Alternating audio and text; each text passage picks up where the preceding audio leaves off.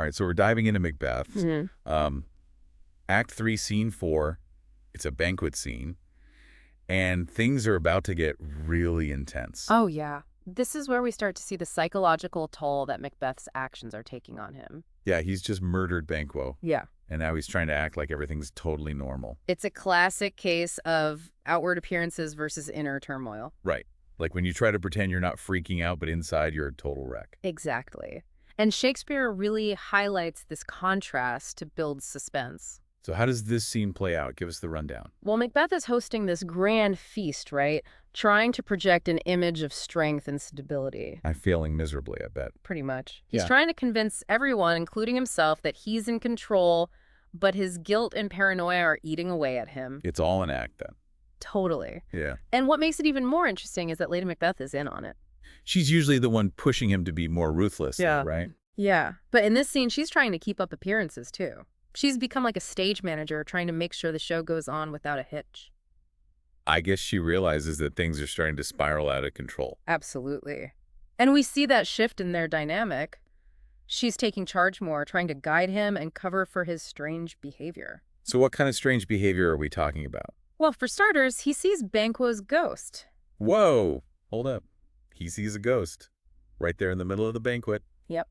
Only Macbeth can see it, though, which makes it even creepier. Okay, that's definitely strange behavior. So how do the guests react? They're totally oblivious, but they can tell something's off with Macbeth. He must be acting really weird. Oh, yeah. He starts talking to the ghost, yelling at it, denying his guilt. It's a complete meltdown. And Lady Macbeth is trying to smooth things over. She's trying her best. She tells the guest that he's just having a momentary fit, that he's had these episodes since he was a kid. That's a pretty weak excuse. Yeah, no one's buying it. The whole scene is incredibly tense and awkward. So the banquet's a disaster. What happens next? Well, Macbeth becomes even more paranoid and desperate. He's convinced that he needs to consult the witches again, to find out what the future holds. That can't be good. It's not.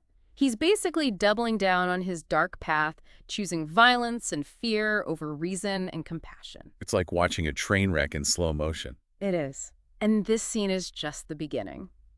Things are going to get a lot worse for Macbeth from here on out. Well, before we go there, let's rewind a bit and talk about that moment when the murderer arrives at the banquet. Ah, yes. That's a pivotal moment.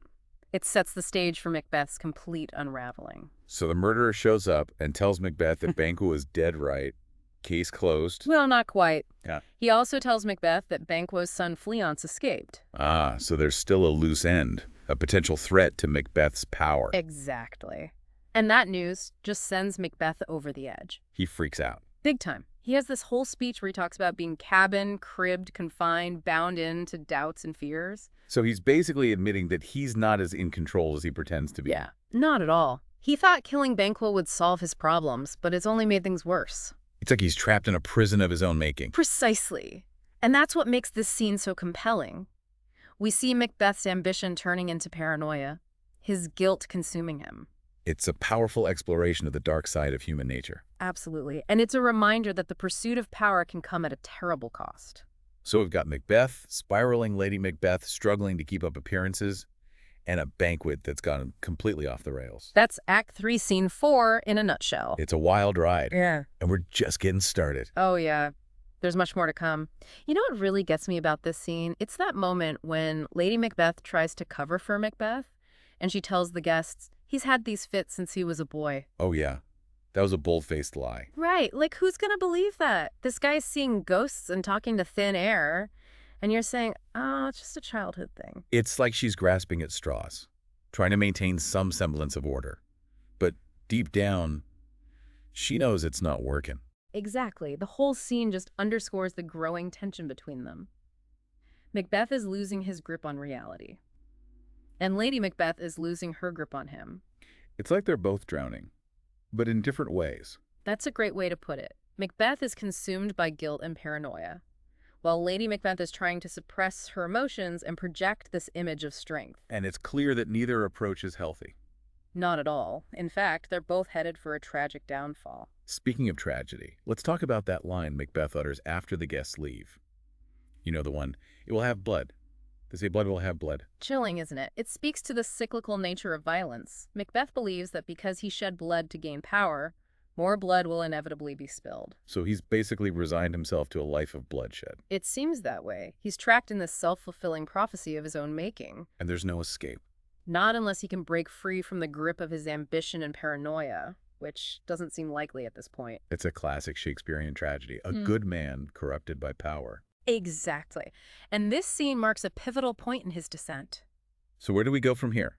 What's next for Macbeth and Lady Macbeth? Well, their paths diverge even further. Macbeth continues down his dark path, seeking more power and committing more atrocities. And Lady Macbeth. She tries to maintain control, but the weight of their actions eventually becomes too much for her to bear.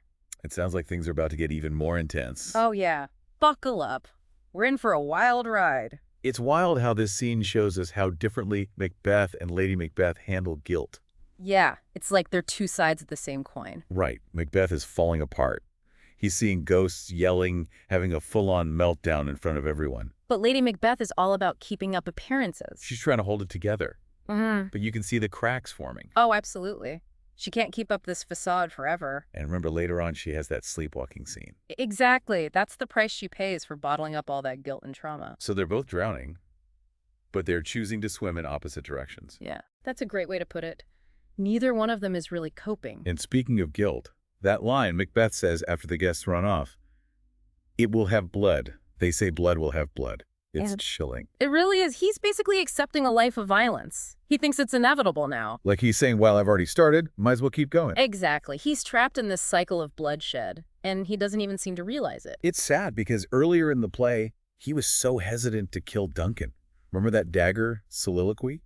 He was full of doubt. Yeah, but now he's fully embraced the darkness. Classic Shakespearean tragedy. A good man brought down by his own ambition. So as we wrap up this deep dive into Act 3, Scene 4, what's the big takeaway for our listeners? I think it's a reminder that our choices have consequences, and sometimes those consequences are irreversible. Macbeth wanted power, but he paid a terrible price for it. His story is a cautionary tale about ambition gone wrong. It's a reminder that we should be careful what we wish for. Absolutely. Because sometimes getting what you want can destroy you. Well, that's our look at Act 3, Scene 4 of Macbeth.